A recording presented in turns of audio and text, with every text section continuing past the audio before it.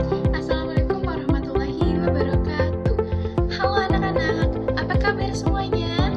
Semoga kalian semua dalam keadaan sehat walafiat ya. Baik, perkenalkan, nama Ibu Gais Suramanah Astinia, atau yang disebut dengan Ibu Gais ya.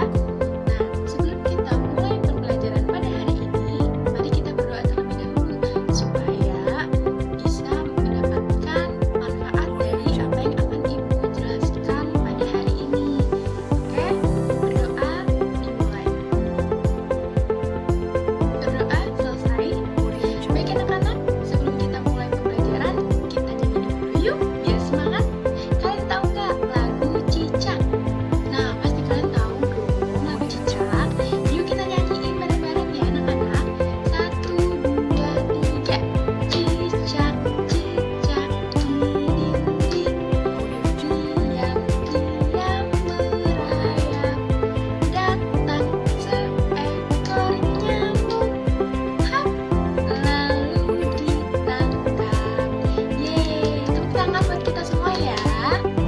Nah, setelah kita nyanyi, kita ngapain ya Bu Guru? Nah, kita tepuk semangat dulu nih, biar sebelum pembelajaran kita semangat lagi setelah nyanyi. Ayo kita tepuk semangat. 1, 2, 3. Tepuk semangat. Semangat. Semangat. Semangat. Yeay, tepuk tangan buat kalian semua ya.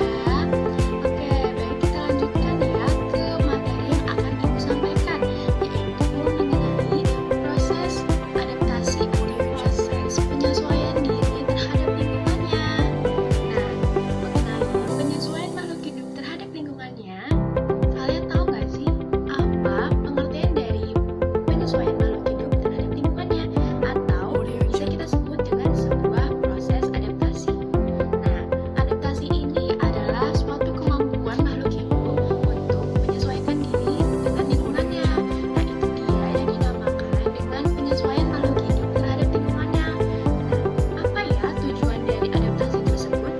Tujuannya itu untuk menghindari kepunahan.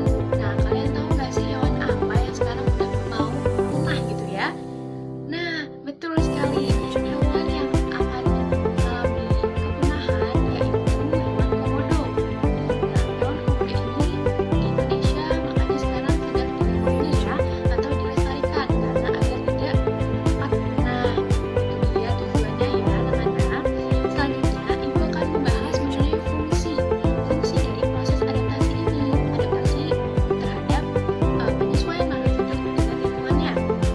Yang pertama, fungsinya itu adalah untuk memperoleh makanan agar tumbuhan maupun hewan dan juga manusia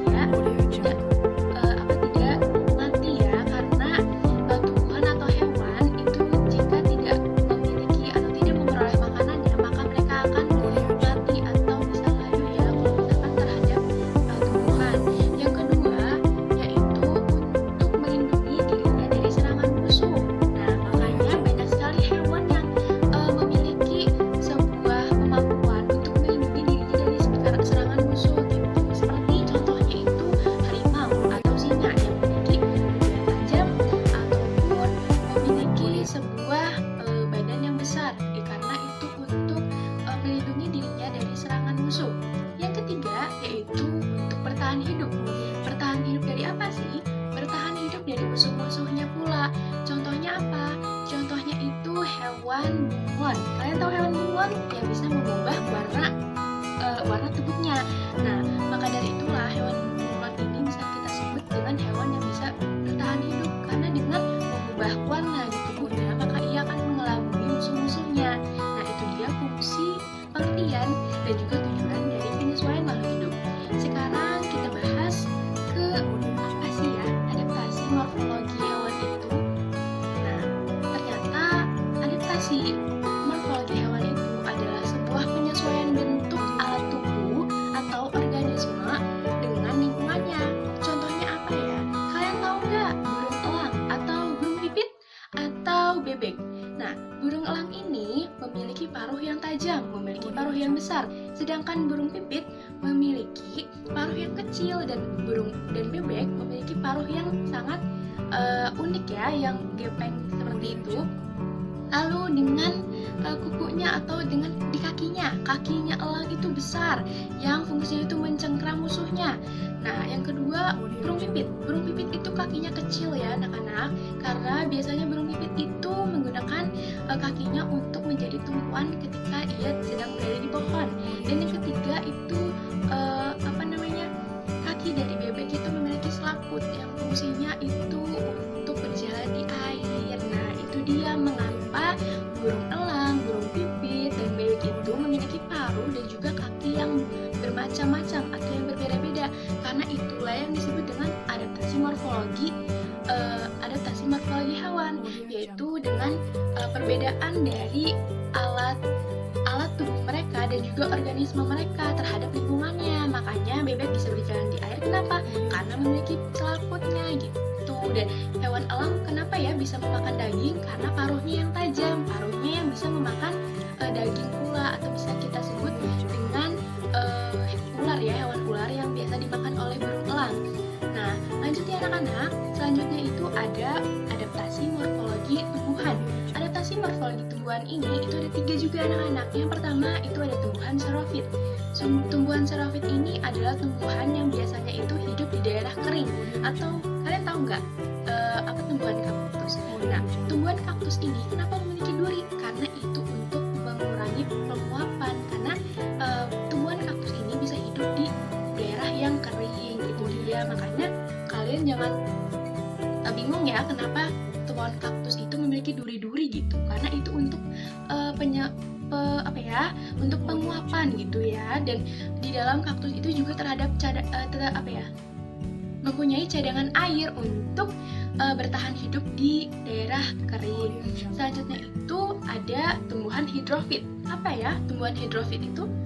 Tumbuhan hidrofit itu adalah tumbuhan yang hidup di air. Contohnya apa ya anak-anak? Kalian tahu nggak? Iya, benar sekali. Contohnya itu adalah tumbuhan teratai dan juga eceng gondok yang biasanya hidup di perairan. Nah, maka dari itu teratai ini bisa hidup di perairan. Kenapa? Karena memiliki daun yang lebar, itu bisa mengapung gitu ya, mempunyai fungsi untuk menyesuaikan diri dengan lingkungannya dan juga bisa hidup di daerah perairan. Yang ketiga yaitu ada tumbuhan negrofit atau tumbuhan yang biasanya hidup di daerah lembab, atau kita bisa sebut tumbuhan apa ya yang hidup di daerah lembab itu? Nah, benar anak-anak, tumbuhan lumut. Nah, kenapa lumut biasanya hidup di daerah lembab? Karena itu adalah proses penyesuaian diri tumbuhan tersebut terhadap lingkungannya gitu. Makanya lumut itu biasanya hidup di daerah yang lembab. Oke anak-anak, itu dia materi yang sekarang Ibu ajarkan kepada kalian semua. Semoga kalian bisa mengerti apa yang sudah Ibu ajarkan, yaitu mengenai proses penyesuaian adaptasi terhadap lingkungannya, yaitu adaptasi morfologi.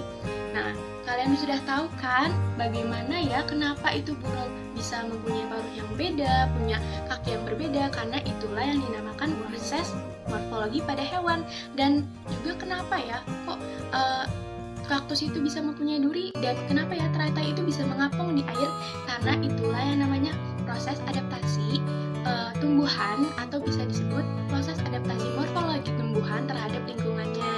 Itu ya anak-anak. Baik, untuk pertemuan kali ini Ibu akan memberikan tugas kepada kalian membuat clipping yang berisikan hewan-hewan ataupun tumbuhan-tumbuhan yang termasuk ke dalam adaptasi morfologi ya. Nah, kalian boleh mencantumkan keterangannya dan juga mencantumkan gambar tersebut di dalam clippingnya ya. Lalu akan dikumpulkan minggu depan. Baik anak-anak, terima kasih untuk hari ini. Semoga yang Ibu sampaikan bisa kalian pahami dan juga bisa bermanfaat bagi kalian. Sebelum kita tutup, ada baiknya kita mengucapkan Alhamdulillahirobbil